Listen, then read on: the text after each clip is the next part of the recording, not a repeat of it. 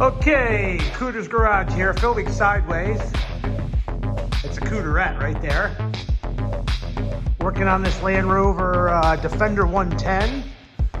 I got some screw jacks under there holding up the left side Nerf bar, so I can't lower it down. But this is an 88 Turkish military Defender 110. 60 horsepower-ish, 4-cylinder, non-turbo diesel. My lawnmower probably has more power than this thing. But what makes this one unique is toolboxes. Side-mounted toolboxes. The civilian versions do not have these. So you'll notice the gap. This is approximately 1.5 inches or 62.5 millimeters, 12.5 millimeters. I don't know what this is. I'm just making that up. I'm just busting your stones.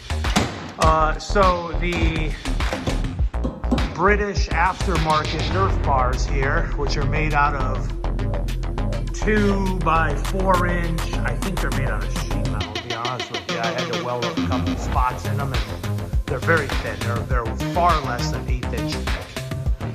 Anyway, they wouldn't go up high enough to. I had to fabricate rear mounts here. I wanted to keep these bolt-on. So this is the only spot right in here where I welded anything to the factory frame. But they are bolt-on, they are removable. These will be replaced with, 3/8 bolts and washers. I had to take and cut and move up higher. So this here, this was down here lower. I had to cut them all off, and basically what I had to do was lower the rock slider about 1 inch. So figure the bracket stayed fixed.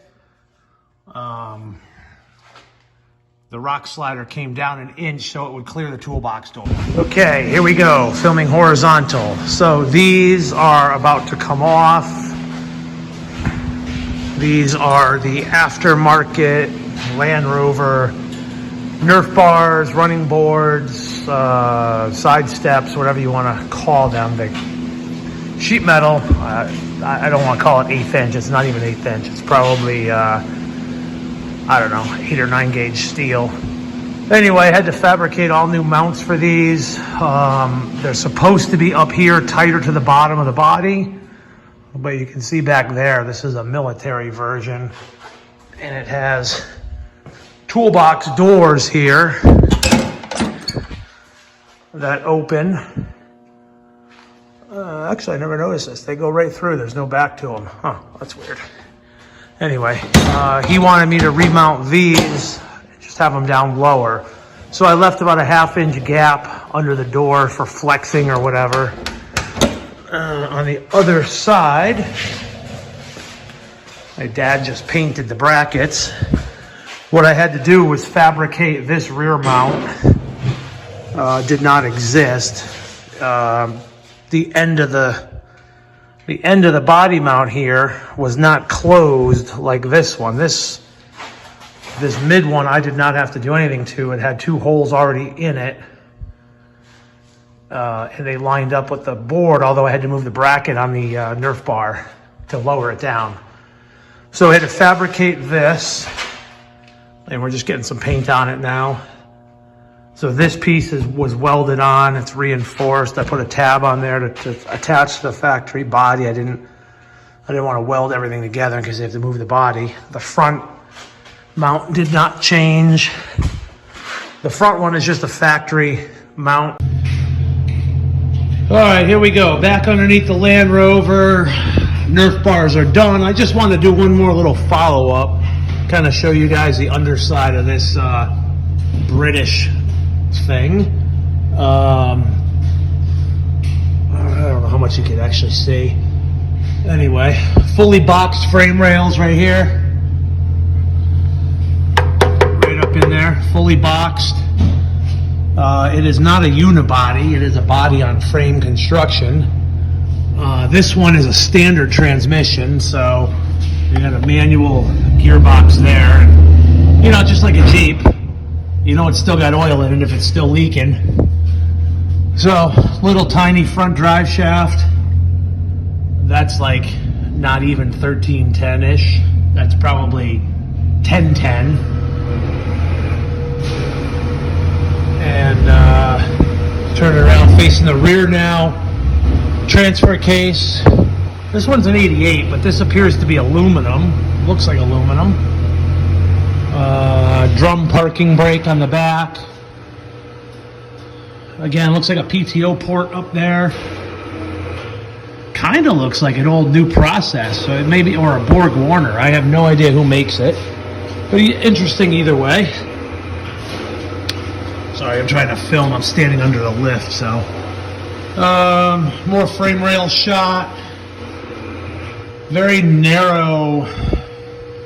Oh, I get the lift arm a little close to the drive shaft, but it's not touching. That is a small drive shaft. Little drive shaft. I guess that's about 2 inch in diameter. Anyway, another look at the upper wishbone for the rear suspension. Kind of got a big ball joint type situation, bolts on there to the top of the rear end and the upper wishbone. Wishbone is actually made up of 2 pieces, a left and a right side, with this ball joint piece being in the middle, and you can see a couple. Well, somebody's changed the bolts because they're 1/2-inch bolts going through it. That's it. I'm gonna get this thing down. I'll show you the inside. We'll show you under the hood, and I'm gonna get it out of here. So the rock sliders are all done. It's kind of an underside view of them. They came out good, I think. There's the rear mount that I had to fabricate in there. This is the middle mount. I'm calling it the middle mount. It's only about 18 inches ahead of the rear. And the forward mounts on there. So we're gonna get this off the lift, and I'll do another video once we get it out of here. Ball joint on top of the rear end. Both front and rear are offset to the passenger side. And although this is a Land Rover, that looks strangely like a Dana axle cover. Actually. Dad, can you hand me one of those diff covers over there? The sheet metal one is fine. The lighter one. We'll do a little comparison here. Because I don't know anything about these axles. Thank you. My assistant here today. So in my left hand is a Dana 60 diff cover. I just took that off of a high pinion Ford axle, but it's a Dana 60 cover. And geez, it looks like, got that for a second? It looks like the bolts and everything line up. I would say this is a Dana 60 based center section. That's kind of interesting. So I didn't guess that, but it looks like it is. Okay, that's it for now. Wiggle that sucker up and down. Look at that winch. Oh my. Wiggle that thing. Look at that. Look at that. That's solid right there. That is gonna last a long time. All right, stop wiggling it before you break it. It's not yours. Okay, here we are. Here we are doing a little walk around tour of the 88 Land Rover Defender 110. This is a military version, not a civilian. So these are what I just put on, these side steps right here. I do a lot of fabrication to make those fit. I'll give you a quick walk around on the outside.